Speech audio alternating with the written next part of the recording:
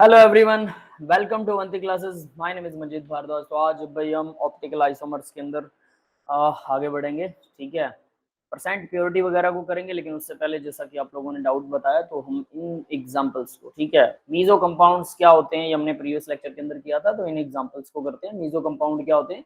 ना तो ये मिरर इमेज होते हैं, ठीक है, एक दूसरे की, मतलब एनेंशियोमर नहीं होते हैं, ठीक है, ना ही ये आइडेंटिकल होते हैं, सेम भी नहीं होते, एनेंशियोमर भी नहीं होते, लेकिन इनका मॉलिक्यूलर फॉर्मूला सेम होता है। ठीक है, जैसा मैंने आपको बताया था एग्जांपल के तौर पर कि आप ऐसा जूता बनाइए कि जूते का डिजाइन बदल जाए, है ना। जूता सेम नहीं रहा, मतलब लेफ्ट साइड में अगर मान लीजिए जूते के दोनों जूतों के लेफ्ट, एक के लेफ्ट में, एक के सर राइट। ऊपर का पोल नीचे।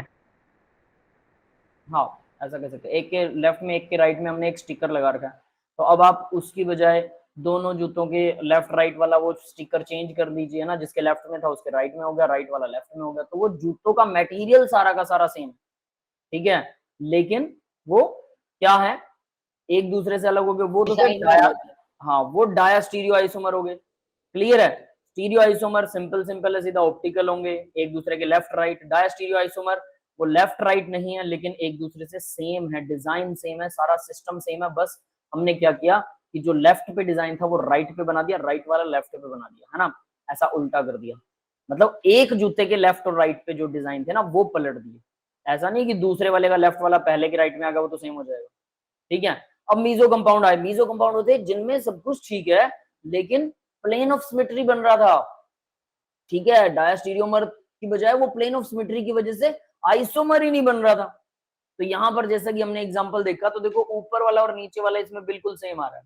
ठीक है, तो ये हालांकि दो कायरल सेंटर हैं, ये तो सबको समझ में आ गया होगा, कायरल सेंटर, है ना। Yes sir.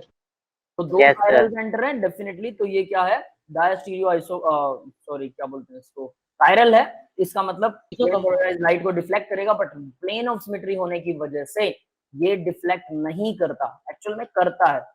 एक नीचे जो कार्बन है वो लेफ्ट में कर देगा, सपोज ऊपर वाला कार्बन राइट में कर देगा, क्योंकि दोनों मॉलिक्यूल सेम है, तो जितना वो लेफ्ट में कर रहा है उतना राइट में कर रहा है, ओवरऑल जो हमारी लाइट है वो सीधी निकल जाती है।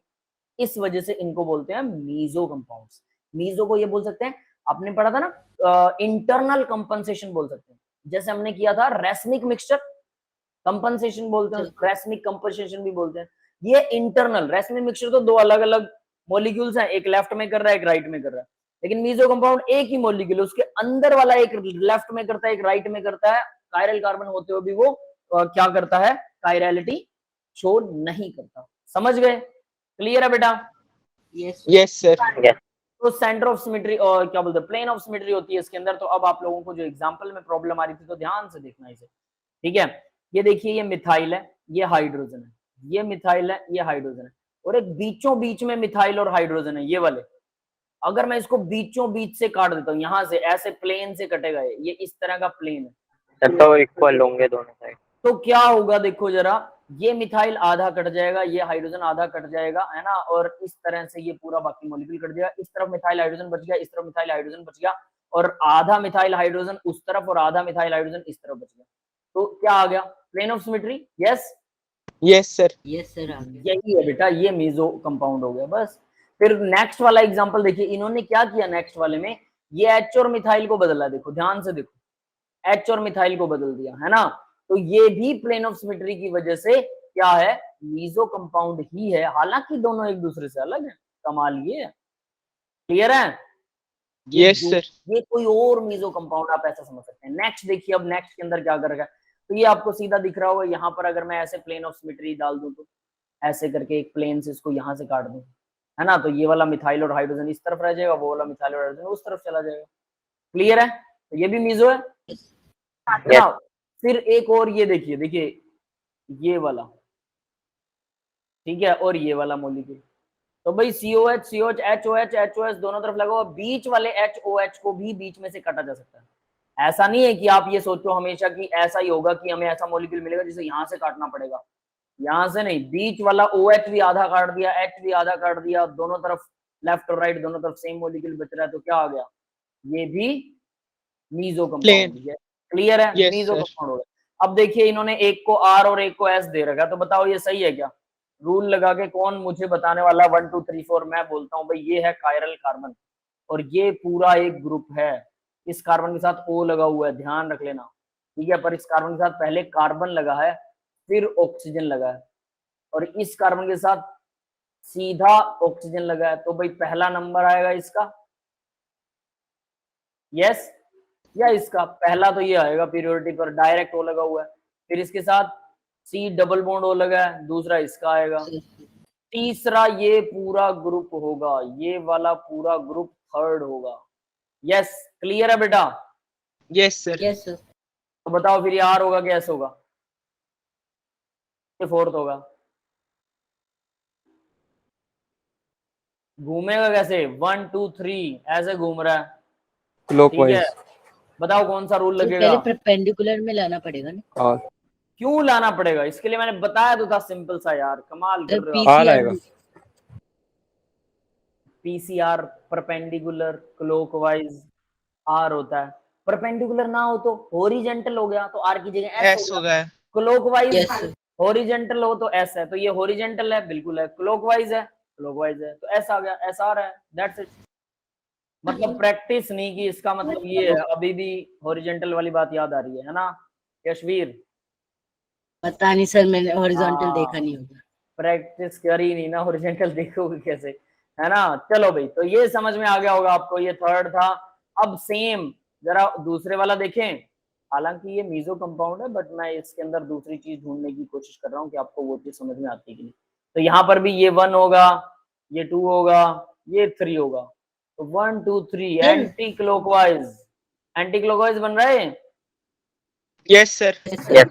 एंटी होगा अब क्लॉकवाइज तो, है horizontal R। पीसीआर के अंदर, तो हॉरिजेंटल में एंटी क्लॉकवाइज है, तो आर ही होने वाला है। 2 बार बदल गया ना, पी का एच बन गया, सी का एंटी क्लॉकवाइज बन गया, तो फिर 2 बार चेंज हो गया, तो 2 इंटरचेंज में तो सेम हो जाता है, आर ही रहेगा, है ना? क्लियर है भाई? ये आर है, ये एस है, Yes. और ये आर ना बड़े वाला आर आएगा, Yes. याद रखना, छोटा आर नहीं है, ये बड़ा आर है, दैट्स इट। यस बेटा, क्लियर हो गए diagram? Yes, sir. Yes, sir, बना हो के गया। जरूर देखिएगा, नोटबुक से जरूर बनाइएगा ऐसे, वरना डायग्राम आपको खतरनाक लगेंगे। नोटबुक से बनाएंगे बहुत आसान लगेंगे, ठीक है। ऑर्गेनिक की यही खास चीज है, बस बनाइए और सब चीजें इजी हो जाती हैं। चलिए अब आगे बढ़ते हैं बेटा। तो ऑप्टिकल प्योरिटी क्या होती है भाई? तो ऑप्टिकल प्योरिटी, अब इसके लिए हम मतलब न्यूमेरिकल टाइप में भी आते हैं इसके ऊपर क्वेश्चंस, तो वही देखने वाले हैं। तो देखिए, some time we deal with a mixture that is neither optically pure nor racemic mixture। ना तो वो racemic mixture है, ना वो प्योर है, मतलब मिक्स है बट बराबर अमाउंट नहीं है, है ना? तो कितना अमाउंट है? मान लो कि मैंने 10% उसमें डाल दिया आर वाला, 10% डाल दिया एस वाला, ठीक है। अब बताओ जरा, क्या, सॉरी 10% नहीं, बाकी का 90% एस वाला डाल दिया, तो 90% एस वाला अफेक्ट करेगा ना, 10 से 10 कट देगा, 80% तो एस वाला अफेक्ट करेगा, 80% वो 80% लाइट को, प्लेन पोलराइज्ड लाइट को रिफ्लेक्ट करेगा, तो यहाँ पर गड़बड़ हो जाती है। तो वो neither pure nor racemic mixture, in this case the specify the optical purity of the mixture, it is defined as the ratio of the rotation to the rotation of pure enantiomer। कितना rotate करता है pure एनांशियोमर, उसके हिसाब से optical purity सीधी सीधी है, कुछ नहीं है कहानी, सीधा फॉर्मूला है। Observed optical rotation divide by optical rotation of pure enantiomer. Pure कितना रोटेट करता है और ऑब्जर्व्ड कितना है, इनटू 100, मतलब आपने कितने मार्क्स प्राप्त किए डिवाइडेड बाय आप टोटल कितने में से, प्योर मतलब टोटल, इनटू 100% होता है। यस, ये फॉर्मूला वैसा ही है। किसी को डाउट है इसमें कुछ? सर ये प्योर गिवन होगा? बिल्कुल बेटा, ऐसे आप कैसे बता सकते हो, वरना कुछ तो गिवन देगा ही वो, है ना? चलो एक न्यूमेरिकल कर लेते हैं, एग्जांपल है अपने पास। If we have some 2 butanol with observed rotation, ये रोटेशन बताता है 2 ब्यूटानॉल है जिसकी रोटेशन प्लस 0.72 है। प्लस का मतलब क्या होता है भाई? डी, यानी राइट में, यस सर। राइट, राइट याद रख लेना, ठीक है। We compare this rotation with plus 13.5 rotation of pure enantiomer, pure positive enantiomer, मतलब कुछ है हमारे पास 2 ब्यूटानॉल जिसकी रोटेशन इतनी है और प्योर वाले की इतनी है, दे तो दिया उसने, बस दोनों को डिवाइड करके 100 से मल्टीप्लाई कर दो, 72% आ गया, बस। क्लियर है?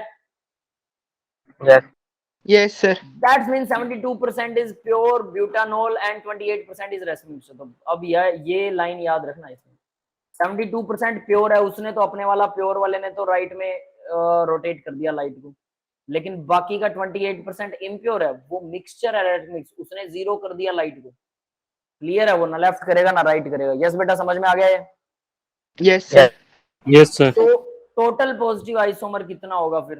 टोटल पॉजिटिव आइसोमर और नेगेटिव आइसोमर कितना होगा? तो यहाँ पर देखिए टोटल पॉजिटिव और नेगेटिव, देखो 28% रेसमिक मिक्सचर है, तो 28% में 14% हमें मिलेगा प्योर पॉजिटिव वाला और 14% Okay, मिलेगा sir. नेगेटिव वाला। ये Negative. समझ में आया? Sir. जी Yes, सर। सोसाइटी आधी, क्या कह रहे हो? सर आधा मिलेगा। समझ नहीं आया अमर बेटा, क्या कह रहे हो? RM सर मैं कह रहा हूँ आधा प्योर में लेगा और आधा वो। आधा, हाँ, आधा प्योर आएगा, ठीक है बिल्कुल भाई, आधा प्योर और आधा, मतलब आधा पॉजिटिव और आधा नेगेटिव, नॉट प्योर, वो आधा प्योर हम इसमें मिला देंगे, तो 86% एक्चुअल है। बिल्कुल सिंपल, यहाँ पे मत अटक जाना, इसलिए न्यूमेरिकल हुआ है। समझ में आ गया? जनरली बच्चे यहाँ पर अटक के Yes. छोड़ देते हैं। 28% रेशनल मिक्सचर है, उसमें भी तो 14% और मिलेगा ना अपने को, पॉजिटिव वाला, और नेगेटिव वाला सिर्फ 14% है, तो यहाँ Yes. से ये चीज ऐसे फाइंड होगी। ठीक है, एनेंशियोमेरिक एक्सेस। अब एनेंशियोमेरिक एक्सेस क्या चीज होती है भाई? ऑप्टिकल प्योरिटी को विद एग्जांपल, इसको याद रखना, फॉर्मूला और example. To compute the enantiomeric excess of mixture we calculate the excess of the predominant enantiomeric as a percent of the entire mixture. तो उसको कैसे कैलकुलेट करते हैं? The calculation of enantiomeric excess gives the same result as the calculation optical purity. एक ही बात है, ठीक है, लेकिन इसको तरीका अलग कर दिया हमने। ऑप्टिकल प्योरिटी इक्वल एनेंशियोमेरिक एक्सेस, ये दोनों ए सेम है। समझ में आ गया भाई? Yes, sir. Yes, sir. But इसको तरीका अलग है, बस इसका चेक करने का। D minus L divide by D plus L into sir 100। Modulus भी है। हाँ, मॉड्यूलस से मतलब साइन नहीं होगा कोई भी, सीधी सी बात है। D माइनस एल, चाहे D ज्यादा है चाहे L ज्यादा, उससे कोई फर्क नहीं पड़ने वाला, और D प्लस एल, ठीक है, दोनों को प्लस करना है, इसमें तो जरूरत नहीं है, साइन प्लस ही रहेगा।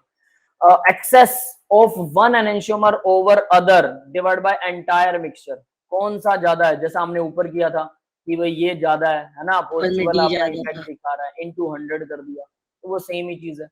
thus the above exponential pure example optical purity enantiomeric excess equal D minus L। ये D minus L आपको 72% दे रखा है, ठीक है, D में से L को माइनस कर दिया तो बचा हुआ 72% था।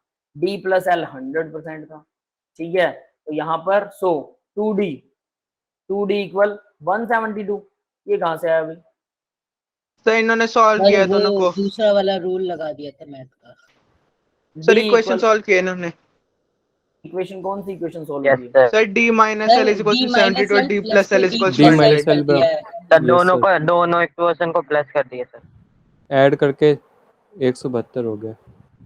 D माइनस एल, D था 72, D माइनस एल की वैल्यू 72% है। 172 कैसे कह रहे हो आप लोग? पर कौन सा इसको रूल D है? प्लस L के संग जोड़ D दिया है plus L कर दी। 2D के बराबर अच्छा हो अच्छा जाएगा अच्छा, ना। ये क्या? ठीक है, D प्लस L जोड़ दिया, ठीक है, L से L कैंसिल हो गया, 2D इक्वल 172 आ गया, ठीक है, 2D इक्वल 172, D इक्वल 86%, सीधा 2D, D की वैल्यू डायरेक्ट निकाल दी, L equal 14%, composition of the mixture. Yes, clear है सबको? Yes, sir. Yes, sir.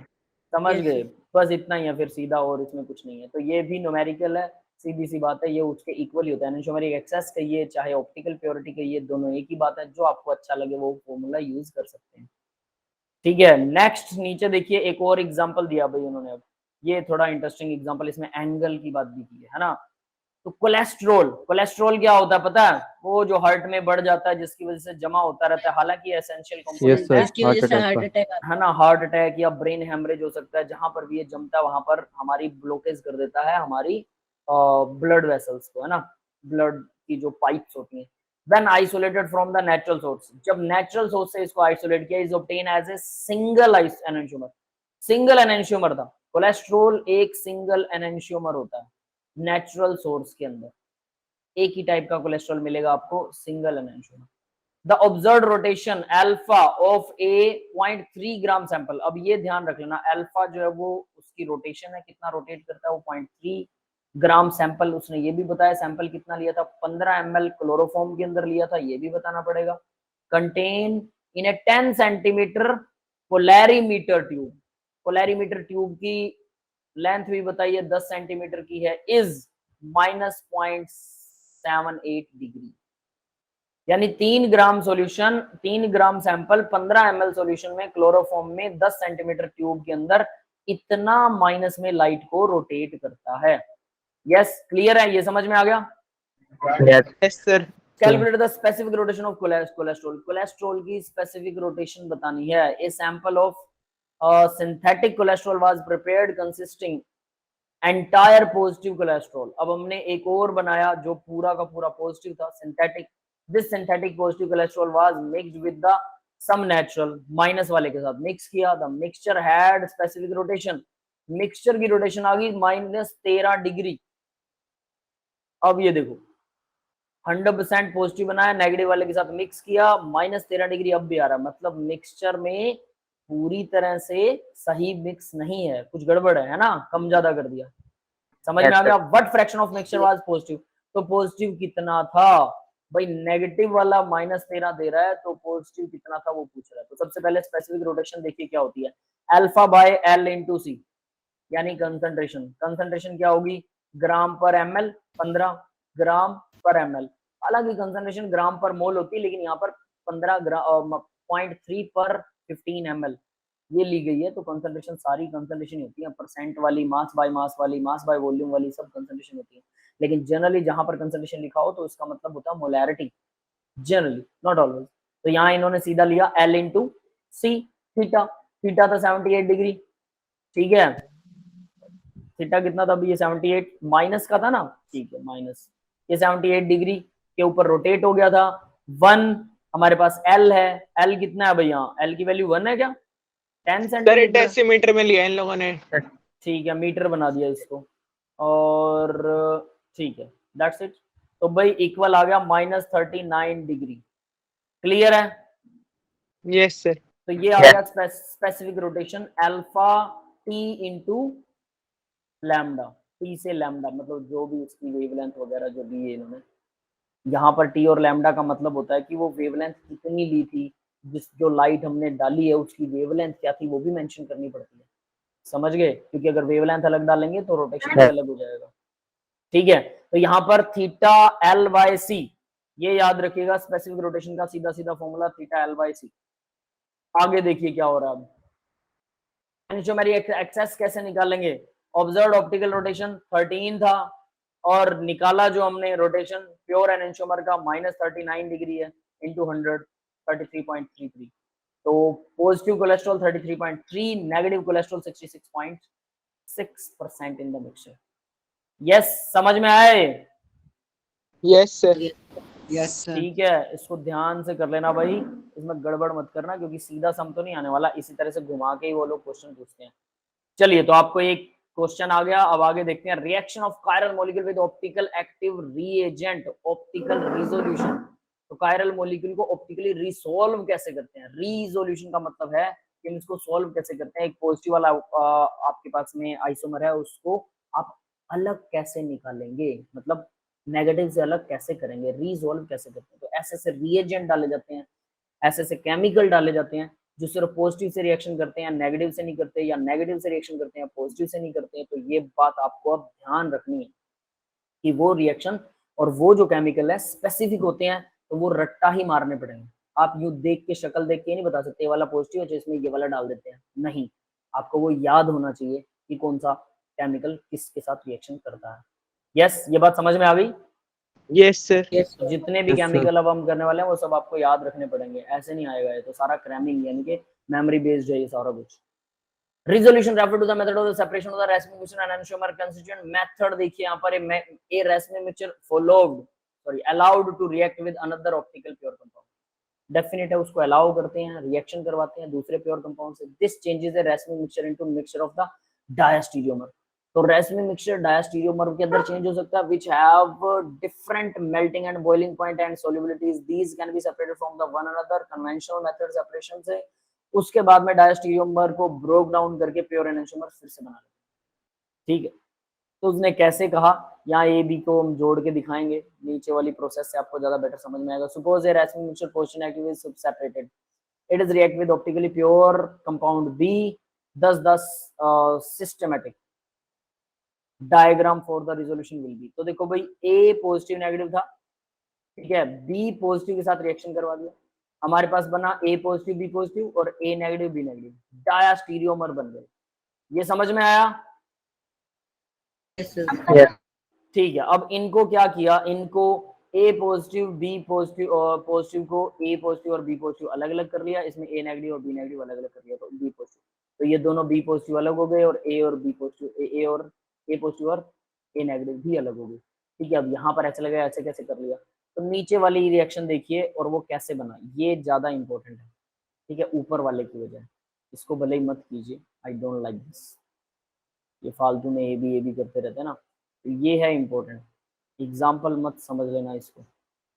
ठीक है, तो देखिए जरा क्या है, separation of racemic mixture 2 chloropropanoic acid, 2 पर क्लोरीन है, प्रोपेनोइक एसिड है, मिथाइलप्रोब्यूट, तो 4 कार्बन की चेन है ओवरऑल। ठीक है, देखो भाई 1 2 3 4 कार्बन बनेंगे, 2 प्रोपेनोइक 2 3 है क्लोरो, सर। हाँ प्रोप 3 बनेगा, सॉरी 3 है ना, 1 2 3 प्रोपेनोइक एसिड है तो 3 कार्बन, क्लोरीन लगा हुआ है, तो ये R है, ये S, ये R और S तो आपको दिखाई दे रहा होगा है ना, कैलकुलेट कर सकते हो R और S। Yes sir. Chlorine first होगा, उसके बाद में ये कार्बन सेकंड होगा, ये कार्बन थर्ड होगा, तो 1 2 3 ऐसे जाएगा। क्या हो रहा है भैया, परपेंडिकुलर है और एंटी क्लॉकवाइज है, क्या होगा S सर ऐसे PCR, ऐसे है सर। है ना, और दूसरे वाले में 1 2 और यहाँ पर आएगा 3, तो तीसरा 1 2 3, ये भी क्या है क्लॉकवाइज। Anti Clockwise. क्लॉकवाइज है और परपेंडिकुलर है, PCR, तो यार R. सर आर बस R हो ठीक है? जाएगा सर। यस, तो ये चीज तो आपको कम से कम RS निकालना आना ही चाहिए। अब ये रेसनिंग मिक्सचर था हमारे पास, एक R है एक S है, इन्होंने कर क्या रखा है, सिर्फ इन दोनों को रोटेट करवा दिया, इसीलिए 2 को रोटेट करवाएंगे तो आपका R से S बन जाएगा, S से R बन जाएगा, और याद रखना कार्बन के चारों तरफ 4 अलग अलग ग्रुप हैं, that is why it is chiral carbon. अब होगा क्या, इसको उन्होंने ऑप्टिकली प्योर बेस से रिएक्शन करवा दी, दैट इज NH2 है, PH है, CH3 है, H है, तो ऑब्वियस सी बात है भी यहाँ पर ये भी कायरल कार्बन है ना, तो इससे रिएक्शन करवा दी, चाहे वो पॉजिटिव या नेगेटिव, इस बात से कोई फर्क नहीं पड़ता। ठीक है, आप चेक कर सकते हैं वैसे वो पॉजिटिव है कि नेगेटिव है। इसके बाद नेक्स्ट क्या किया इसने, अब देखो रिएक्शन करने के बाद क्या हुआ, ये H पॉजिटिव आयन इस अमोनिया को एक हाइड्रोजन डोनेट कर देगा, लोन पेयर जो है वो हाइड्रोजन H पॉजिटिव आयन को एक्सेप्ट कर लेगा, जिससे नाइट्रोजन के ऊपर क्या आ गया, दिस नाइट्रोजन के ऊपर पॉजिटिव चार्ज आ गया और ऑक्सीजन के ऊपर नेगेटिव, ये दोनों अट्रैक्ट करेंगे, तो एक है S एक है R, ये NH3 वाला ही R है। ठीक है, नेक्स्ट वाले में क्या होगा, इसका जो R था ये भी इस R के साथ रिएक्शन करेगा, तो ये भी R है। यस, क्लियर है बेटा? Yes sir. तो ये S R और R R ये बन जाएंगे। देखो रिएक्शन बड़ी सीधी साफ है, हमें पता है कि इसने बस उस लेंथ को बढ़ा दिया, यानी कि स्ट्रेट लाइन में ऐसे जुड़ गए, ये भी स्ट्रेट लाइन में ऐसे जुड़ गए। ठीक है, और कुछ नहीं हुआ। आगे देखिए डायास्टीरियोमर को, अब इनको सेपरेट कैसे करेंगे, तो सेपरेबल, तो सेपरेट देखिए S और R था, R और R था, वही सेम टू सेम वापस ले रखे हैं। ठीक है, और ये एक दूसरे के डायास्टीरियोमर है, डायास्टीरियोमर बन रहे हैं ना ये एक दूसरे के, बताओ कैसे बन रहे हैं? सर क्योंकि इनके मिरर इमेजेस लेंगे ना तो अमोनिया और CO माइनस चेंज हो जाएंगे अपनी पोजीशन से। तो ठीक है, अमोनिया और CO माइनस चेंज हो जाएंगे, कैसे, ये तो बीच में आ रहे हैं कहीं, सर इसकी मिरर, इसकी S और मिरर R इमेजेस लोगे, जो सर पहले वाले का S और दूसरे वाले का R, वो मतलब एक दूसरे के लिए डायस्टीरियोमर्स है, और पहले वाले का S और दूसरे वाले का दूसरा R, वो भी दोनों के लिए डायस्टीरियोमर्स। पहले वाले का S और दूसरे वाले का R, ये Yes, sir. डायास्टीरियोमर है। नहीं सर, अगर हम है ना? ऐसे देखेंगे पूरा कंपाउंड जो है उसकी मिरर इमेज ले तो डिफरेंट आएगा ना, क्योंकि अमोनिया और हाँ। CO माइनस चेंज हो जाएंगे। ये पूरा कंपाउंड और ये पूरा कंपाउंड, अगर इनकी मिरर इमेज लेते हैं तो वो मिरर इमेज नहीं है एक दूसरे की, ऐसा Yes, होगा sir. ना, इस वजह से। तो मिरर इमेज क्यों नहीं है, ठीक है बिल्कुल नहीं है, यहाँ H है वो, ये दोनों पलट है, ठीक है ये दोनों पलट जाएंगे ना H और CH3। इस तरफ से मिरर इमेज बनाओगे ना ऐसे नीचे की तरफ, यहाँ भी इस तरफ से बनाओगे नीचे की तरफ। ठीक है, समझ में आया? Yes sir. चलिए अब इन्होंने क्या किया, देखो डायस्टीरियो आइसोमर्स को H पॉजिटिव आयन और H पॉजिटिव आयन दोनों को एसिड दे दिया, तो एसिड देंगे दोनों को, तो देखिए क्या होगा, फिर से R और S, R और S वही सेम टू सेम वापस अलग हो गए, H पॉजिटिव आयन जुड़ते ही। समझ में आ गया? अब ये हुआ कैसे, हमें कैसे पता लगेगा? देखो इन दोनों को अलग किया है हमने, इन दोनों को कैसे अलग किया वो उसने नहीं बताया। बट अगर हम मिक्सचर के अंदर, जैसे ये दोनों इकट्ठे थे ना, अब ये दोनों जो बने, इन दोनों प्रोडक्ट्स को उन्होंने अलग किया और ये प्रोसेस आपको नहीं बताई। इनको अलग करने के बाद फिर आप इन दोनों को एसिड दे देते हैं, तो फिर ऑब्वियस सी बात है हमारे पास अलग हो जाएगा मैटर। यस, क्लियर है बेटा? Yes sir. यस हाँ, तो बस ये इतना ही हुआ है और बीच वाली प्रोसेस ये खा गए। ये ना बड़ी लंबी चौड़ी सी प्रोसेस, इसको अलग करने की काफी सारी इसके साथ भी रिएक्शंस होती हैं, तो वो बीच में ये लोग खा गए। बट आप एग्जांपल याद रखिए, वो ज्यादा जरूरी है। नेक्स्ट आता है कन्फर्मेशंस। कन्फर्मेशन क्या होता है भाई? रोटेशन होती है, ये तो सीधी सीधी बात है, सबको पता है, यस है ना? तो फ्री रोटेशन होती है, कन्फर्मेशन है। कन्फर्मेशन इनफाइनाइट होती है, स्क्यू वाली तो इनफाइनाइट होती है, उसके अलावा एक्लिप्स और स्टैगर्ड होती हैं। ये तो सिंपल कहानी थी। अब हम इसके अंदर ना चेयर और बोट वाली कन्फर्मेशंस देखेंगे, तो थोड़ा सा इसको कॉम्प्लिकेट बना देगी। ठीक है, वो देखते हैं कौन सी और कैसे काम करती हैं। चेयर भी बनेगी? अरे इसमें नहीं बनेगी, हम साइक्लिक हेक्सेन का एग्जांपल लेंगे, उसके हाफ अंदर चेयर और सर चेयर, चेयर बोट है ना, हाफ बोट, ट्विस्ट हाँ, बोट, वो सारी ट्विस्ट, बनेंगी। ठीक है, वो उसमें सब बनाएंगे। स्टेबिलिटी भी आएगी। हाँ, स्टेबिलिटी भी आएगी। उसके ऊपर अगर कोई आप एक्स्ट्रा सब्स्टिट्यूएंट लगा देते हैं तो स्टेबिलिटी फिर से बदल जाती है। ठीक है, ऐसे करके काफी कुछ आएगा। चलिए भाई देखते हैं अब जरा। तो सबसे पहले defining the rotation under the bond. ये देखो भाई, ये बॉन्ड है, ये आपस में रोटेट हो सकता है, ये इसने दिखा रखा है, इसके अगेंस्ट ये ऐसे से रोटेट कर सकता है। ठीक है, क्लियर है?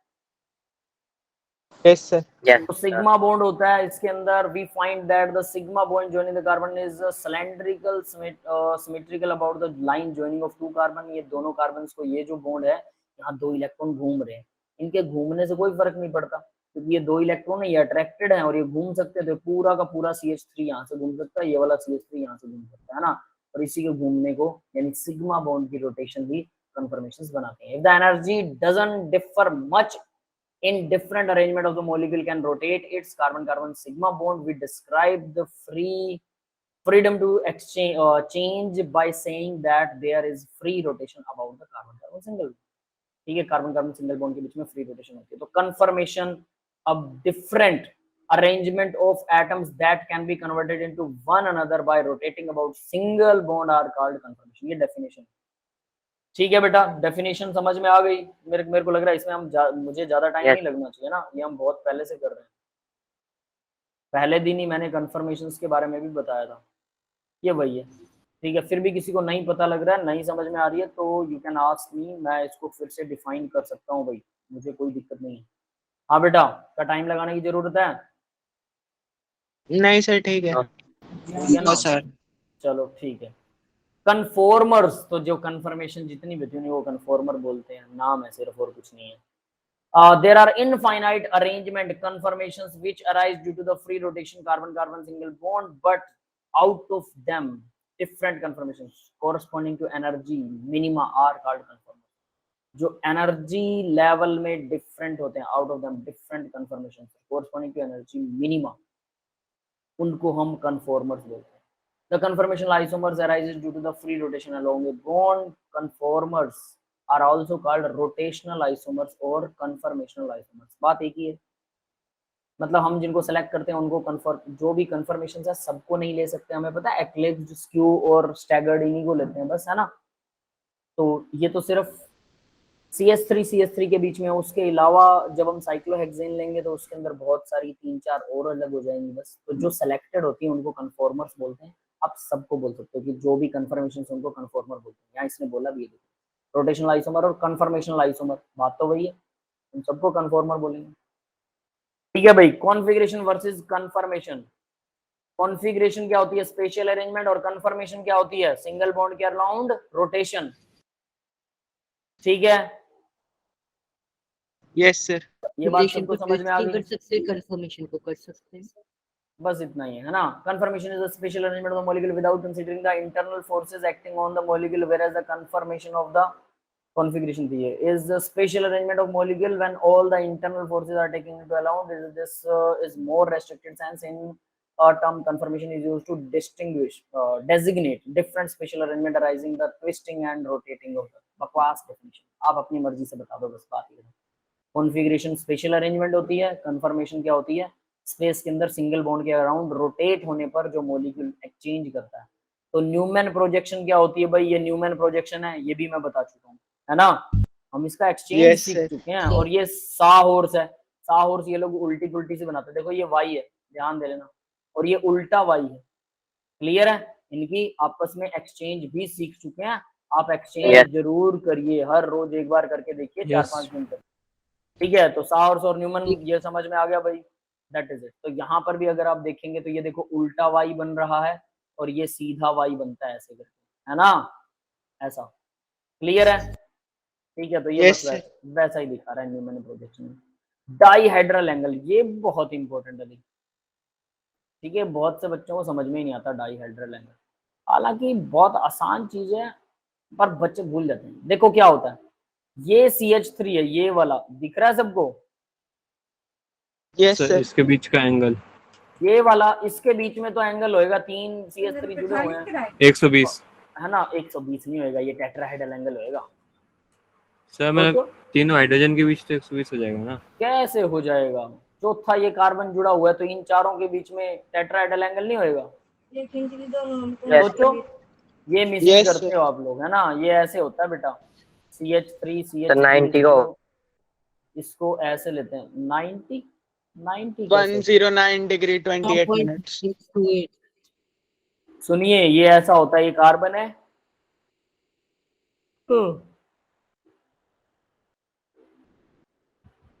ये H, ठीक है, और यहाँ पर एक और कार्बन होता है, टेट्राहेड्रल बन गया ये। क्लियर है सबको? Yes sir. अब दूसरे वाला देखो जरा कैसे बनेगा, दूसरे वाला, ये H, ये ऐसा होता है डायग्राम। एक्चुअल में डायग्राम ऐसा होता है, ये जो दिख रहा है आपको, समझ में आ गया? Yes sir. सब में टेट्राहेड्रल बन रहा है। तो देखो इसको टेट्राहेड्रल कैसे बनाया मैंने, ठीक है। ये और ये तीनों तो ऐसे ट्रायंगुलर शेप में आ गए, ठीक है। और ये जो है, ये वाली लाइन थोड़ा सा बाहर आ गई है, तो इस तरह से ये ट्रायंगुलर शेप में और ये बाहर आ गया, तो टेट्राहेड्रल ही बनेगा। क्लियर है? तो सब टेट्राहेड्रल एंगल होते हैं इसके अंदर, भूल से भी गलती मत करना। थोड़ा बहुत टेट्राहेड्रल को चेंज कर सकते हो, बट ये 120 तो नहीं कर सकते, ठीक है। बट एट लीस्ट देखो, ये कार्बन, ये कार्बन है 109 का 109 डिग्री 28 मिनट लगभग है। अब देखिए, ठीक है, तो ये देखिए, ये कार्बन है और 3 हाइड्रोजन आपको साफ दिखाई दे रही है, और चौथे वाला कार्बन जो है वो इस तरह से यहाँ कहीं बाहर है, जो टेट्राहेड्रली जुड़ा हुआ है, ठीक है। अब ये कह रहा है कि इस कार्बन के साथ में यहाँ पर जो हाइड्रोजन्स हैं, अगर ये हाइड्रोजन एक दूसरे के सामने आ रही है ऐसे, और तीसरे वाली होगी कैसे, ऐसे, ये तीसरे वाली इसके सामने होगी, ठीक है। अगर ये एक दूसरे के सामने हो रही है, तो सामने से अगर मैं इनको थोड़ा सा लेफ्ट राइट कर दूं, यहाँ इसका और इसके बीच का एंगल, ये समझ में आ रहा है? ये होता है डाईहेड्रल एंगल। मतलब एक सेंटर से कोई एंगल नहीं बन रहा, बीच में एक लाइन भी है, पर मैं अगर इन लाइन को खत्म कर दूं और इनको बिल्कुल पास ले आऊं, तो इनके बीच में क्या एंगल बनेगा? समझ में आया? Yes sir.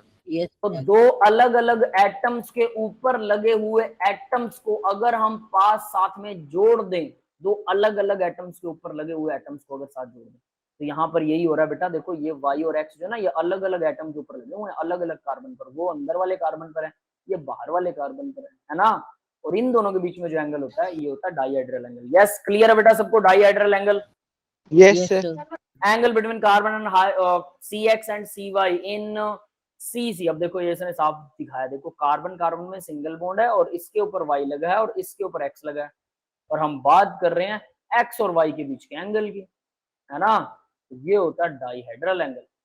When it is visualised along carbon carbon single bond के अलोंग, जब ये ऐसा कुछ दिखाई देता है तो डाईहेड्रल एंगल होता है। तो ये डाईहेड्रल एंगल अगर 0 हो तो क्या होता है? एक्लिप्स्ड फॉर्म।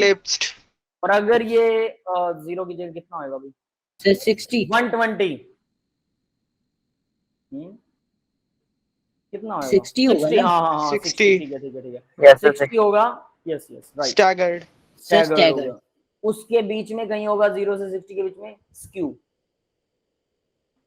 क्लियर है? Yes sir. Yes, skew sir. नीचे लिखा भी होगा, स्टैगर्ड, एक्लिप्स्ड एंड स्क्यू कन्फर्मेशन। तो स्क्यू कन्फर्मेशन 0 to 60 के बीच में होता है स्क्यू कन्फर्मेशन। तो यहाँ देखिए इन दोनों के बीच में 180 का एंगल है, ठीक है, स्टैगर्ड कन्फर्मेशन। वैसे तो यहाँ पर हम इसको भी ले सकते हैं, बट उसने पहला और लास्ट वाला लिया है, ठीक है। ये 60 डिग्री का एंगल है। और अगर ये 0 है, फाई की वैल्यू 0, फाई की वैल्यू 180, अब ये 0 और 180 को कंसीडर कर रहा है, 60 वाले को कंसीडर ही नहीं कर रहा, ठीक है। चॉइस इज योर्स, जैसे कह रहा है वैसे मान लो, कोई फर्क नहीं पड़ता। स्टैगर्ड कन्फर्मेशन के अंदर 60, 180, 300 भी बनता है। 180 में 60 जोड़ेंगे, 300 कैसे बन जाएगा? कितना बनेगा भाई? ये बन गया 60, फिर ये बन गया 180, और इसके बीच में कितना बनेगा? हाँ ठीक है, 60 कम हो गया ना, 300। यस, क्लियर है? सर ये 180 डिग्री कैसे बना भाई? बताता हूँ, ठीक है। ये मॉलिक्यूल देखो, इसमें 3 एंगल आ रहे हैं, 60 का, 180 का, 300 का। 60 तो समझ में आया होगा, इन दोनों के बीच में है 60, यस सर। ठीक है। 180 इसके और इसके बीच में, और 300 यहां से चले और यहां तक पहुंच गए, ये 300 है। 60 कम कर दो, माइनस कर दो, 60 को ही दूसरे रूप में लिख दिया बस, है ना? हाँ, बस 60 को दूसरी फॉर्म में लिख रखा। तो ये 3 तरह के एंगल बनते हैं, ठीक है। Staggered conformation molecule is that confirmation where dihedral angle between the bonds each carbon carbon bond is 60, 180 and 300। अब दूसरा देखिए एक्लिप्स्ड में, फिर बताता हूँ ये इन्होंने क्यों लिया है। In the eclipsed form conformation, the atoms bonded to carbon carbon each is directly one another। तो ये dihedral angle between these are 0 degree हो सकता है, 120 हो सकता है, 240 हो सकता है। यस, क्लियर है? Yes sir. ठीक है, तो 0 डिग्री बोल सकते हैं, या फिर इसको और इसको ले रहा हूँ 120 आएगा, या इसको और इसको ले रहा हूँ तो वो 240 आएगा। देखो भाई, वैसे तो होना चाहिए, सीधी सी बात है कि ये 0 लिया इन्होंने, डेफिनेट है, तो ये 60 लेना चाहिए, है ना? तो आप यहाँ पे 60 ले सकते हो, बट इन्होंने 180 ले रखा। तीनों में से ले तो कोई भी सकते हो, वो आपको मेंशन करना पड़ेगा कि किन के बीच में एंगल है, बस, और कुछ नहीं है इसमें। क्लियर है? आप 60 लेके काम चला सकते हो, बट बोल Yes, दीजिएगा कि पहले 2 एटम्स के बीच में 60 का एंगल होता है। इन्होंने इसको कुछ इस तरह से लिया है कि फर्स्ट और मैक्सिमम डिस्टेंस पर जो एंगल है, मैक्सिमम डिस्टेंस, ठीक है, मतलब इसके साथ मिनिमम नहीं, इसके साथ जो मैक्सिमम दूर एटम है दूसरे कार्बन का, उनके बीच का एंगल लिया, तो समझाना थोड़ा आसान होता है। और 0 तो हमें पता ही है कि हर जगह एक दूसरे के पास वाले एटम्स का एंगल 0, इसलिए 0 ले लिया, जस्ट कन्वीनियंस के लिए, और कुछ नहीं। क्लियर है बेटा सबको? Yes sir. Skew conformation Yes, देखिए, sir. All conformation other than staggered and eclipsed are skew. तो बाकी सबको छोड़कर जितनी भी बीच में बनेंगी, मतलब 0 से 60 के बीच में बना लो, ठीक है, वो सारी की सारी स्टैगर्ड होती है और स्क्यू होती है, दैट्स इट। तो भाई 3 तरह की कन्फर्मेशंस है, तीनों के बोन एंगल्स इन्होंने दिखा रखे हैं, और उसको फाई बोलते हैं, ठीक है। डाईहेड्रल एंगल फाई होता है, बस एक नई चीज हमने जो सीखी है। Factor affecting the stability of conformation, तो कौन कौन से कन्फर्मेशन हैं जो, कौन कौन से फैक्टर हैं जो इसको अफेक्ट करते हैं? तो पहला देखिए एंगल स्ट्रेन। एंगल अगर मोटे वाले एटम एक दूसरे के ज्यादा पास हैं, जैसे 0 डिग्री में, तो एक दूसरे के सामने होते हैं, तो भाई ये अफेक्ट करेगा, यानी कि एक्लिप्स जो है वो लेस स्टेबल होगी। Any deviation from normal bond angles are accomplished by the angle strain. It is normally present in the cyclic structure but absent in acyclic structure. Angle strain वैसे present होता है cyclic में, लेकिन a cyclic में वो present नहीं होता। Angle strain ये बोल रहा है। हम उसको बोल सकते हैं, यहाँ पर भी एंगल स्ट्रेन बोल सकते हैं। डाईहेड्रल एंगल जितना कम होगा, ऐसे बोल सकते हो आप, उतना ज्यादा स्ट्रेन आएगा। एंगल स्ट्रेन साइक्लिक में होता है, साइक्लिक में कैसे होता है उसको भी आगे करेंगे। आगे देखिए torsional strain.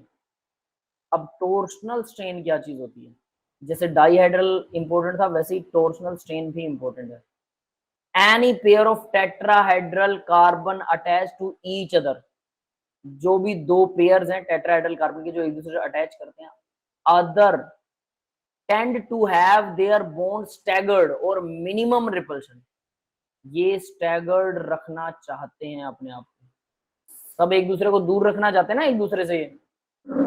Yes yes sir. Sir food पे राज करो। हाँ, फूट डालो राज करो नहीं, बस ये एक दूसरे से दूर रहना चाहते हैं, सीधी सी बात है।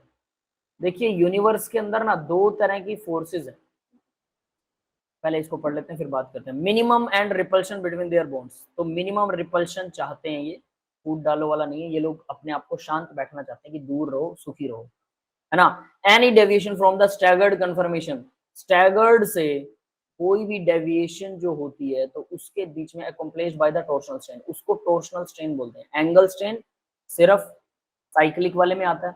It is also known as Pitzer strain और एक्लिप्सिंग स्ट्रेन। ठीक है भाई, समझ में आ गया।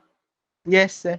टॉर्शनल स्ट्रेन के दो नाम है। अब देखिए क्या होता है जनरली ना, यूनिवर्स में दो ही तरह की फोर्सेस है, एक तो अट्रैक्शन फोर्स, एक रिपल्शन फोर्स।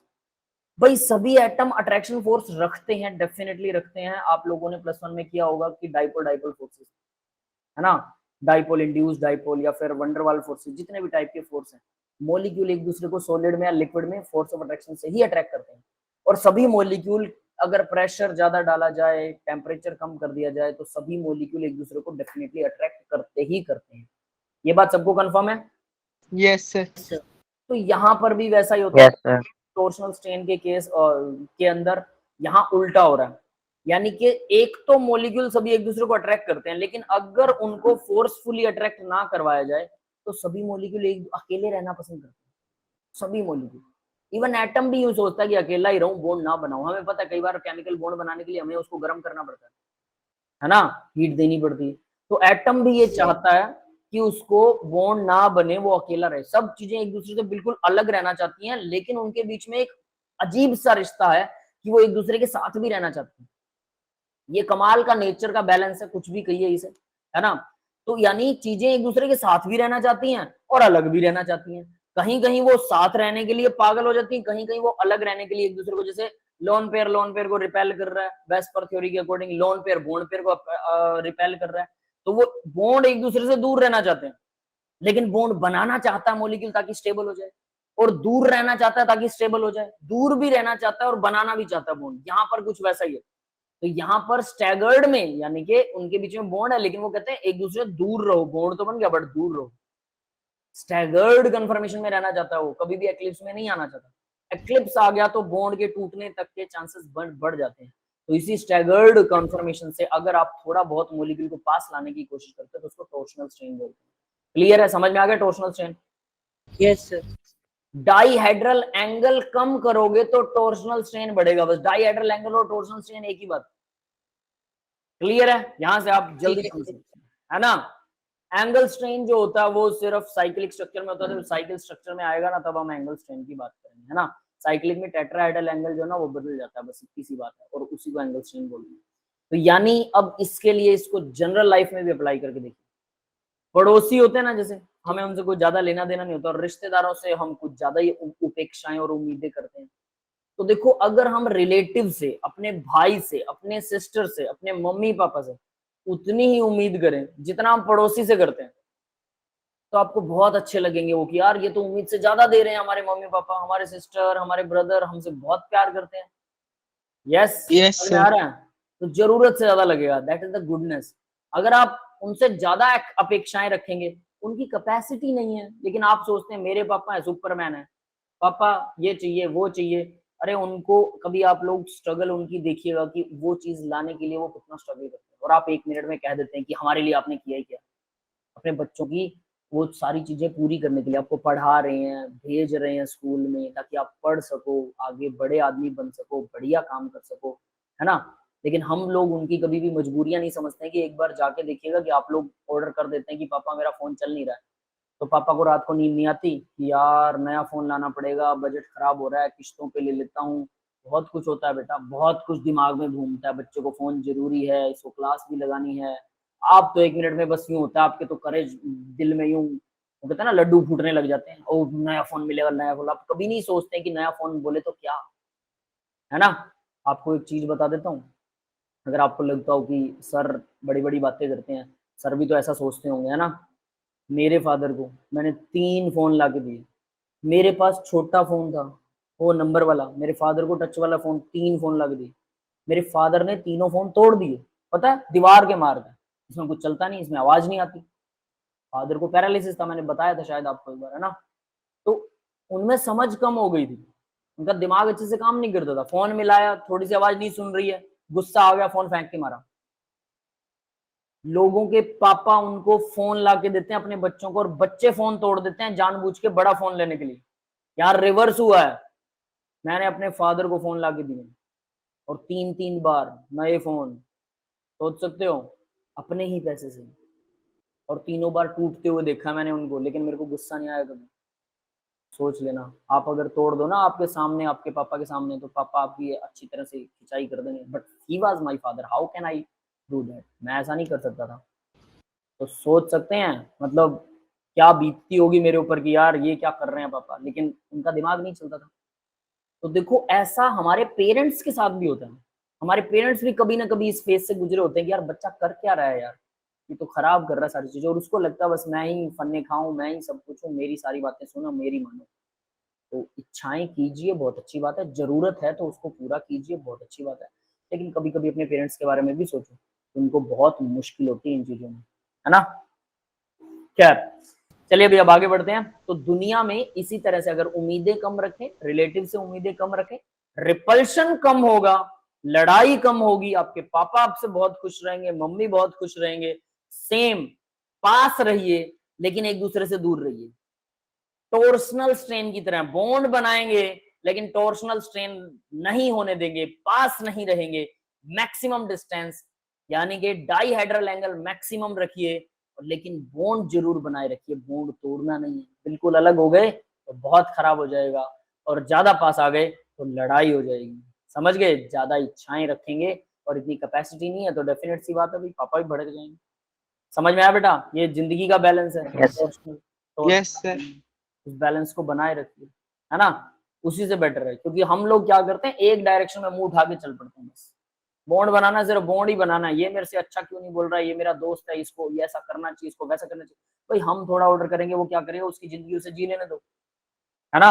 जनरली मैं जनरल एग्जांपल देता होता हूँ कि कोई एक भाई बहन जो एक ही माँ बाप से पले, एक ही घर में पले, उनकी आपस में नहीं बनती, वो भी लड़ते हैं, तो बाहर वाले तो पक्का लड़ेंगे, हस्बैंड वाइफ में लड़ाई तो होने वाली है, चाहे कुछ भी कर लो, ठीक है। वैसे ही बिल्कुल बेटा, oxygen is a necessary devil, necessary devil, पता है आपको। अमन ने लिखा जैसे ऑक्सीजन इंपॉर्टेंट है वैसे मम्मी पापा भी इंपॉर्टेंट है, बिल्कुल सही है। नेसेसरी डेविल होती है ऑक्सीजन, तो मम्मी पापा को उससे कंपेयर मत करो। नेसेसरी डेविल ऑक्सीजन ही है जो हमें मार डालती है, पता है आपको। नहीं सर। सांस लेने के लिए जरूरी है, लेकिन ऑक्सीजन हमारी बॉडी में प्रोटीन्स को ऑक्सीडाइज करना शुरू कर देती है 16 साल की उम्र के बाद। प्रोटीन नए नहीं बनते, बॉडी के अंदर प्रोटीन्स के स्ट्रक्चर को ऑक्सीडाइज कर देती है, जीन को ऑक्सीडाइज कर देती है। ऑक्सीडेशन होने की वजह से बाल पक जाते हैं, स्किन ढीली पड़ जाती है, झुर्रियां पड़ जाती हैं, समझ में आया। यानी यही हमें बूढ़ा भी बनाती है ऑक्सीजन ही बूढ़ा बनाती है और ऑक्सीजन ही जिंदा रखती है।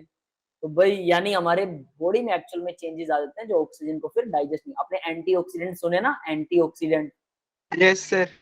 ग्रीन टी पियो, एंटीऑक्सीडेंट होते हैं। ऑक्सीजन सब चीजों को ऑक्सीडाइज कर देती है और एंटीऑक्सीडेंट उनको डीऑक्सीडाइज कर देते हैं, रिड्यूस कर देते हैं, जिसकी वजह से थोड़ा सा उम्र बढ़ जाती है थोड़ी सी, लेकिन ऑक्सीजन के इफेक्ट को नहीं रोक पाएंगे। क्यों?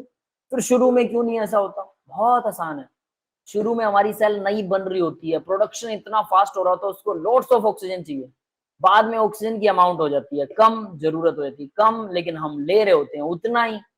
बस फिर वो बैठी बैठी क्या करेगी, बैठे बैठे क्या करें, करना है कुछ काम, शुरू करो अंताक्षरी लेके प्रभु का नाम, है ना सर लेकिन उसके अंताक्षरी के चक्कर में हमारे अभी प्रोटीन चले जाते हैं। इतने ज्यादा उसकी इतने ज्यादा जीते हैं।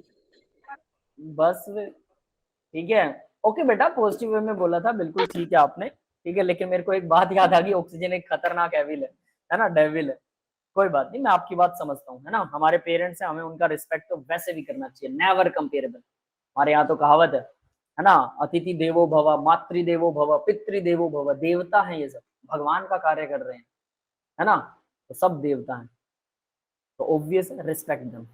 चलिए अभी आगे बढ़ते हैं। वंडरवाल स्ट्रेन क्या होता है, ये बहुत इंपॉर्टेंट वाला क्वेश्चन है। किसी को पता है वंडरवाल स्ट्रेन क्या होता है? Non-bonded atom groups just Van der touch Waals to each other. forces They की वजह से are about to far apart to some of their van der Waal radius in the closer to such crowding is called van der Waal stream. चलो भाई इसको बताता हूँ van der Waal stream. देखिए ध्यान से सुनिएगा, ठीक है? 4 वर्ड लिखवा रहा हूं. Non bonded, non bonded, non metallic, metallic नहीं होना चाहिए, non bonded, non metallic, nearest,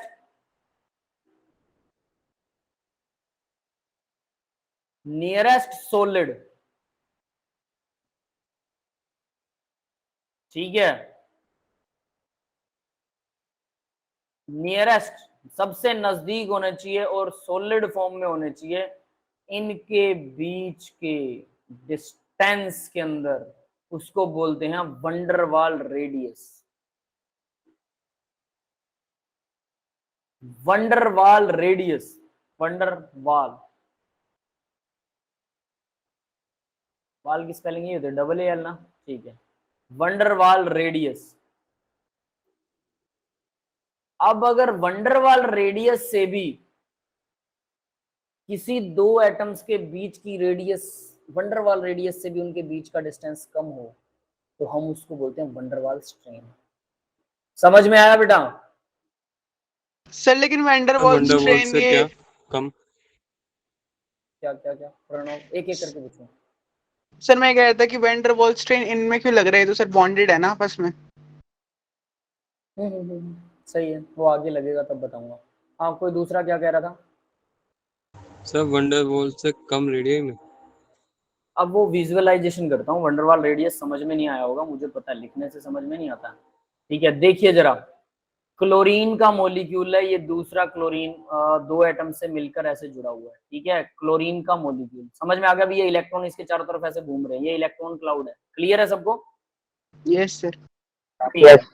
अब एक और दूसरा क्लोरीन का मॉलिक्यूल है, ये दूसरा क्लोरीन का मॉलिक्यूल है.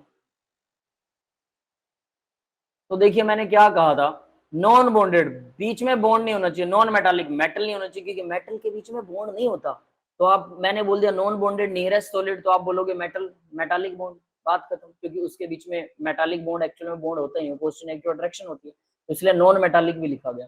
Non bonded, non metallic, nearest solid, nearest solid. तो देखिए जरा, अगर ये सॉलिड फॉर्म में क्लोरीन है, ठीक है भाई, अगर क्लोरीन सॉलिड फॉर्म में है तो सॉलिड फॉर्म में जो दो एटम इसके एक दूसरे के पास आ रहे हैं, ये दोनों एटम, इन दोनों के बीच में फोर्स ऑफ अट्रैक्शन, इन दोनों का मतलब सेंटर से काउंट करते हैं इसको, ठीक है? तो इनके न्यूक्लियस का जो हाफ डिस्टेंस होता है, न्यूक्लियस का हाफ डिस्टेंस, ये होता है van der Waal radius. Yes, clear है बेटा? ये yes sir. Yes, sir. CO2 तो के ये मॉलिक्यूल्स के बीच में. दो मॉलिक्यूल्स के बीच में है, दो अलग अलग मॉलिक्यूल्स हैं और उनके जो एटम्स हैं वो एक दूसरे के सबसे ज्यादा पास है. अब दो अलग अलग मॉलिक्यूल आपने एक कोने पे नीचे उठा लिया और एक कोने पे लास्ट ऊपर वाले कोने पे उठा लिया, दो अलग अलग एटम हो गए, है ना? अब उनके बीच का रेडियस निकाल लो, वो तो कितना भी निकल जाएगा फिर, क्योंकि अगर अमाउंट बढ़ाते जाओगे तो वो बढ़ता जाएगा. यस, क्लियर है ये बात? Yes sir. तो नियरेस्ट होने चाहिए Yes, sir. दो मॉलिक्यूल जो एक दूसरे के सबसे पास हैं और उनके बीच में जो दो एटम्स हैं वो एक दूसरे के जो सबसे पास एटम होते हैं उनके बीच का हाफ जो होता है वो होता है van der Waal radius. Clear है? नॉन बॉन्डेड, ये दोनों क्लोरीन नॉन बॉन्डेड है Yes. जो मैंने काउंट किए हैं. नॉन मेटालिक, मेटालिक बॉन्ड नहीं है इनके बीच में. नियरेस्ट है बिल्कुल, और सॉलिड फॉर्म में है, क्योंकि गैस में अगर आप नियरेस्ट एटम देखोगे तो वो तो फिर बहुत दूर होगा नियरेस्ट वाला भी. तो सॉलिड होना चाहिए, non bonded, non atomic, non metallic, nearest, solid. 4 word याद रखिएगा. इनके बीच के डिस्टेंस को van der Waal रेडियस कहते हैं. अब देखिए इनके बीच में जब क्लोरीन को सॉलिड किया आपने, जब आपने इसको सॉलिड किया था क्लोरीन के मॉलिक्यूल को, तो दो मॉलिक्यूल के बीच में van der Waal radius, van der Waal force of attraction he create हुआ था. अगर आपको पता हो, देखिए कैसे क्रिएट हुआ था. क्लोरीन क्लोरीन, तो यहाँ पर एक क्लोरीन का जो स्लाइटली नेगेटिव हो गया, ये slightly positive, electron cloud deflect हो गया। यस, समझ में आ रहा है? Yes yes sir. सर। इसका भी नेगेटिव, ये स्लाइटली पॉजिटिव, इन दोनों के बीच में फोर्स ऑफ अट्रैक्शन क्रिएट हुआ। इसको क्या बोलते हैं? लंदन और डिस्पर्शन फोर्स, है ना? लंदन और डिस्पर्शन फोर्स पॉजिटिव नेगेटिव के बीच में, इसी को वंडरवाल फोर्स ऑफ अट्रैक्शन भी है ये, है ना? ये type of van der Waals force of attraction होता है। यस, क्लियर है? Yes sir. यस तो वंडरवाल अट्रैक्शन का मतलब क्या है कि ये दो एटम जितने पास आने थे आ गए। अब इससे ज्यादा अगर पास आए तो रिपल्शन क्रिएट हो जाएगा। यस और नॉट? सर। Yes sir. है ना? जरूरत से ज्यादा तो पास नहीं लेके आ सकते, क्योंकि और ज्यादा पास आएंगे तो ये इलेक्ट्रॉन को रिपेल, न्यूक्लियस को रिपेल करेगा। तो मतलब वंडरवाल रेडियस से भी अगर दो एटम्स के बीच की रेडियस कम हो गई तो रिपल्शन क्रिएट होगा। Yes sir. Yes sir. इसी रिपल्शन फोर्स को बोलते हैं वंडरवाल स्ट्रेन। यस, क्लियर है? Yes sir. आगे सर समझ में। Yes sir. अब देखिए जरा, मतलब वंडरवाल रेडियस से भी जब रेडियस कम हो जाती है तो वो वंडरवाल स्ट्रेन हो जाता है। अब देखिए कैसे क्रिएट होगा वो, अब ये तो समझ में आ गया। तो जब ये आपस में पास आ ही नहीं सकते, क्योंकि मैक्सिमम में तो इतना आ गया, इससे ज्यादा हम इसे कंप्रेस नहीं कर पाएंगे। ये अभी सॉलिड बन चुका है, सॉलिड इनकंप्रेसिबल होते तो कंप्रेस कैसे कर दोगे इसको? ये और ज्यादा तो पास आ ही नहीं सकता क्लोरीन के। यस, क्लियर है? Yes sir. तो अब Yes, फिर स्ट्रेन तो पैदा हो ही नहीं सकता, पॉसिबल ही नहीं है स्ट्रेन पैदा होने का। तो कैसे होगा? लेट मी टेल यू, वो देखिएगा। देखिए हमारी एक बोट चेयर मतलब बोट कन्फर्मेशन बनेगी हमारी एक साइक्लोहेक्सेन की, ऐसी कागज की बोट सबने चलाई है? यस सर, चलाइए। Yes sir. ठीक है, तो इस बोट के ऊपर दो सर अभी भी हाइड्रोजन, चला ही थे 22 अभी भी में। चला रहे हो, क्या बात है, बहुत अच्छे। इसके ऊपर दो हाइड्रोजन होंगे, इनको ना, इन दोनों को फ्लैग पोल हाइड्रोजन बोलते हैं। फ्लैग पोल मतलब जैसे बोट के ऊपर फ्लैग होता है ना, झंडा होता है और पोल के ऊपर, है ना, दिख रहा है वैसा। तो इसलिए इनको देखो, इसकी डिटेल हम आगे करने वाले हैं, मैं साफ बता देता हूँ, ठीक है? सिर्फ अभी इंट्रो दे रहा हूँ साइक्लोहेक्सेन के अंदर कि कैसे वंडरवाल स्ट्रेन क्रिएट होता है। तो देखो, ये कार्बन बहुत दूर है, ये कार्बन बहुत दूर है, लेकिन ये दोनों हाइड्रोजन इतने पास आ जाते हैं कि अगर हाइड्रोजन के मॉलिक्यूल इस तरह से अगर सॉलिड हो जाएं, तो उनके बीच में जो वंडरवाल रेडियस होगा, उस रेडियस से भी हाफ, मतलब उस रेडियस से भी कम इनके बीच का इंटरन्यूक्लियर डिस्टेंस रह जाता है। ये समझ में आया बेटा? सर एक बार फिर से रिपीट कर दो। देखो, जो फ्लैग पोल हाइड्रोजन होते हैं, अगर हाइड्रोजन के मॉलिक्यूल, एक्चुअल में हाइड्रोजन के मॉलिक्यूल अगर सॉलिड बना दे, हम इसको दो हाइड्रोजन के मॉलिक्यूल्स को हमने यहाँ सॉलिड बना दिया, ठीक है? तो अब ये सॉलिड के बीच में जो फोर्स ऑफ अट्रैक्शन है, वंडरवाल फोर्स ऑफ अट्रैक्शन जो क्रिएट होगा, है ना, इनके न्यूक्लियस से यहाँ तक, इसका जो हाफ होगा, न्यूक्लियस का हाफ, ये जो रेडियस होगा, ये जो रेडियस है, इस रेडियस से भी कम रेडियस इन दोनों के बीच में जो इंटरन्यूक्लियर डिस्टेंस है, वो इस रेडियस से भी कम रह जाए तो यस, तो स्ट्रेन पैदा तो सर रिपल्शन होगी। रिपल्शन होगी ना ये। और फ्लैग पोल हाइड्रोजन में इसका डिजाइन ही ऐसा होता है कि पास आते हैं तो ये ऐसे फड़कते हैं। फड़कना समझते हो? मतलब आप पास लेके जा रहे हो, दूर जाने की कोशिश करता है, तो एक स्ट्रेन क्रिएट हो जाता है। समझ गए? Yes sir. ये है वो स्ट्रेन, ठीक है, वंडरवाल स्ट्रेन। तो भाई हम इसको नाम देते हैं वंडरवाल स्ट्रेन। यस बेटा, क्लियर है सबको? Yes sir, clear. ठीक है, इसको याद रखिएगा, वंडरवाल, STRAIN, ठीक है, van der Waals strain, that is van der Waals strain. उसकी डेफिनेशन अब मैं नहीं पढ़ने वाला, क्योंकि इन्होंने डेफिनेशन तो बहुत अच्छी दे नहीं रखी है। सीधी बात, पहले वंडरवाल रेडियस को याद कीजिए, और उस रेडियस से भी अगर कम रह जाए, और वो पॉसिबल नहीं है हमारे हिसाब से, लेकिन कुछ मॉलिक्यूल में हो जाती है, जैसे इसमें हो रही है ना? क्लियर है? ठीक है, तो अब बात करते हैं confirmation analysis of ethane. Ethane की कंफर्मेशन एनालिसिस है भाई एक्लिप्स्ड कंफर्मेशन, बिल्कुल ये एक्लिप्स्ड है, ये स्टैगर्ड है, तो ये तो आपको पता ही है ना, 60 डिग्री रोटेशन करने पर। और ये, हाँ, इसमें एक चीज याद रखनी है, 12.5 किलो जूल पर मोल इतना एनर्जी होती है। तो ये स्टैगर्ड मतलब लेस एनर्जी है, एक्लिप्स मतलब मोर एनर्जी, तो डिफरेंस एनर्जी का 12.5 किलो जूल पर मोल है। यस बेटा क्लियर है। तो ये इतना कम होता है कि रूम टेम्परेचर पर ये घूमता रहता है। Potential energy barrier to conformation of ethane is 12.5 kilo joule per mole. इसकी वजह से ये रूम टेम्परेचर पर कभी स्टैगर्ड कभी एक्लिप्स, आप इसको अलग नहीं कर सकते। This molecule can not be distinguished. आप कहो कि सिर्फ मेरे पास एक्लिप्स फॉर्म है सर, ये डब्बा इसमें सिर्फ एक्लिप्स वाली इथेन है, दूसरा डब्बा है सर इसमें सिर्फ स्टैगर्ड वाली इथेन है, दोनों में दोनों है ना? क्लियर है? Yes sir. Yes sir. ये भी अमीबा का भाई यस है, सर। हमेशा एक जिंदा चीज रहता है ना? Yes sir. चलिए भाई, अब आगे बढ़ते हैं। The potential energy of ethane molecule at a minimum of staggered conformation, ये भी क्लियर है भाई, मिनिमम होती है staggered conformation, increase with the rotation reaches to the maximum eclipse conformation, more ethane molecule naturally exist in most stable conformation, obvious है भाई। There are only 3 energy minima, that is ethane has only 3 conformers। अब देखो आपको conformers की definition यहाँ समझ में आएगी।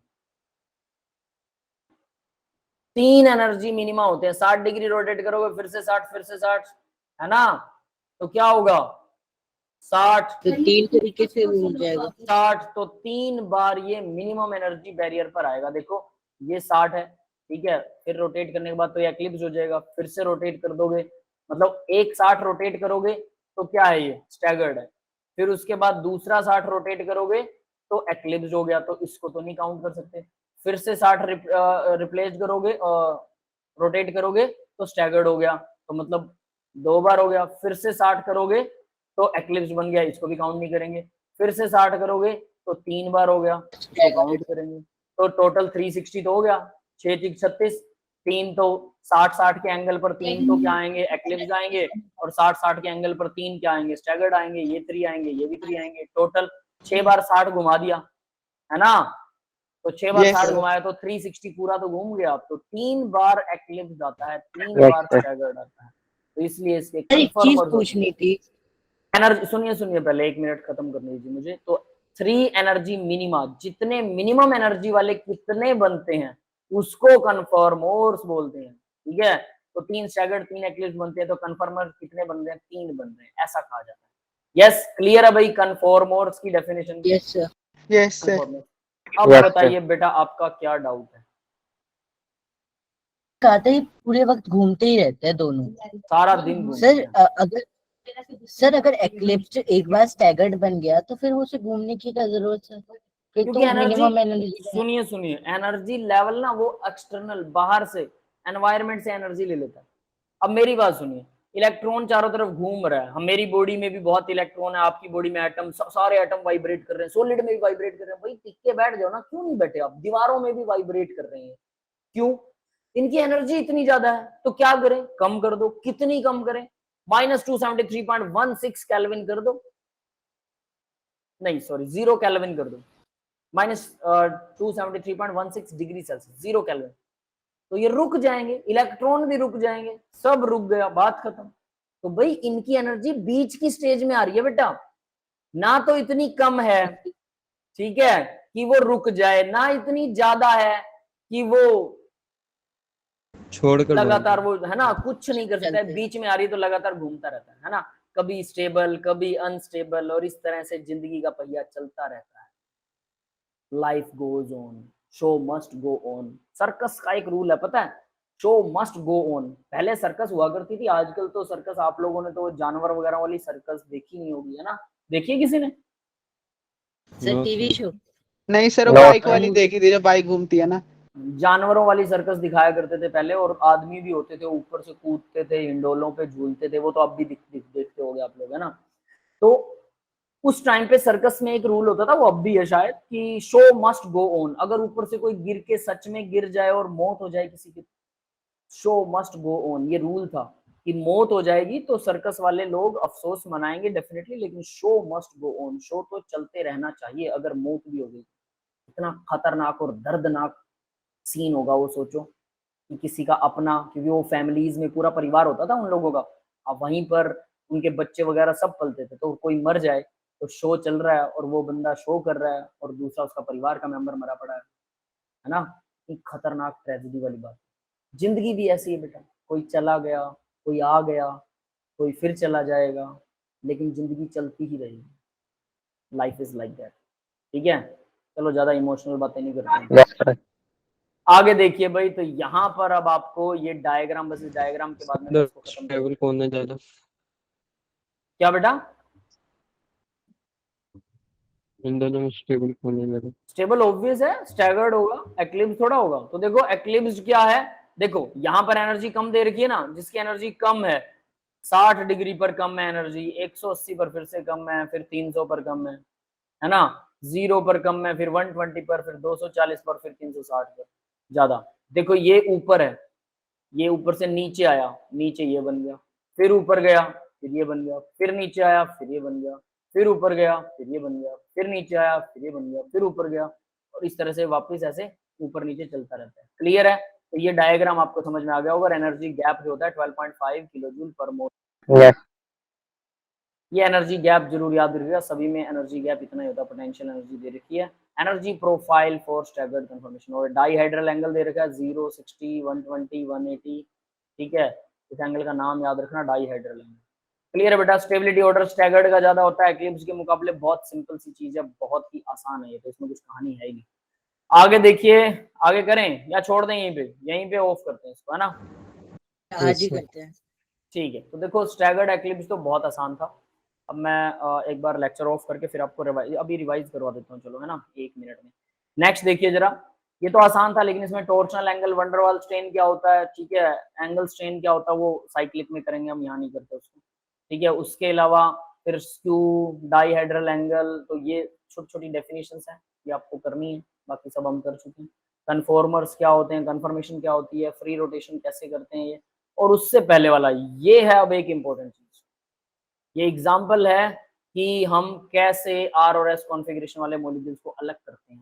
ठीक है, तो ये वाला एग्जांपल याद करना है। रिजोल्यूशन का मतलब रिजोल्व करना, सोल्व करना, ये याद रख लेना अभी। ऑप्टिकल रिजोल्यूशन, सोल्व करते हैं, इसको अलग करते हैं, है ना। जो जो रिमेम्बर वाले होते हैं आर लिख दो।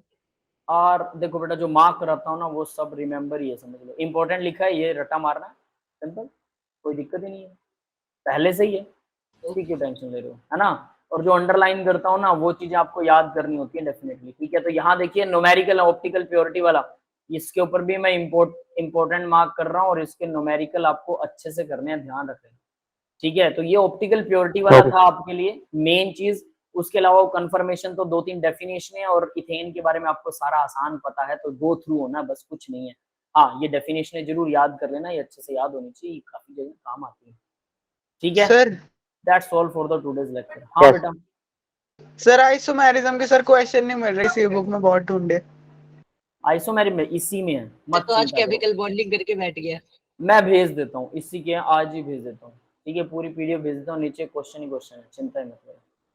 ठीक है, ओके ओके सर। गाइज, तो मैं रिकॉर्डिंग बंद कर रहा हूँ बेटा। That's all for the today's lecture. किसी